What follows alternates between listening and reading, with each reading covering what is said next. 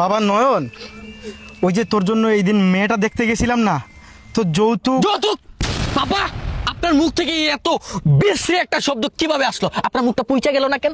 আপনি যৌতুক শব্দটা কেন বললেন? আপনি আমাকে এত কষ্ট করে পড়াশোনা করাইছেন, আপনি জানেন না এডুকেশন ইজ মাস্টার মিশন?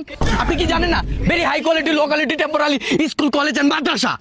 আমি এত পড়াশোনা করে একজন শিক্ষিত মানুষ হয়ে আমি কিভাবে যৌতুক নিতে পারি? যৌতুক কারণে বাক প্রতিবন্ধী, গরিব, ফকির, মিসকিন তারা যৌতুক নেই। আমি কি এই তালিকার মধ্যে পড়ি? আমি কি এই তালিকার মধ্যে পড়ি? আপনি এই কাজটা কিভাবে করতে পারলেন? যৌতুক, যৌতুক, আপনি যৌতুক। আল্লাহ, আর ওইটা বলছ আল্লাহ। না, ওইটা বলছ না, ওইটা ওই যে দণ্ডনীয় অপরাধটা বলা দিচ্ছ তিন দ্বারা।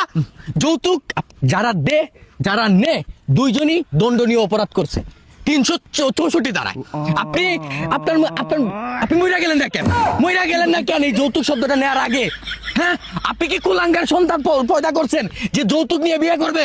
আমি এরকম মানুষ না। আমি দরকার হলে আন্দোলন করব। এখনো আপনি পুরান সমাজের মানুষ, আপনি আদিম যুগের মানুষ।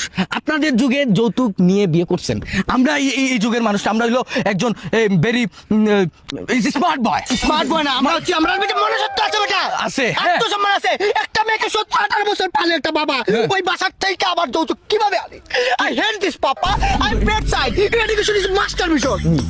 আমি বড় ভাই যৌতুক ছাড়া বিয়ে করবো, আমার ছোট ভাইও যৌতুক ছাড়া বিয়ে আই করবে। ডোন্ট লাইক দিস যৌতুক। যৌতুক আরে বাবা, ওরা তোর চেহারা দেখা পছন্দ করে নাই। মায়া কইছে যদি তোরে বিয়া করতে হয় তাহলে ওগর আমারে উল্টা যৌতুক দিতে হইব।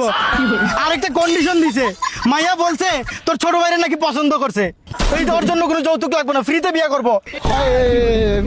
Education is master mission. ভাইয়া মাদার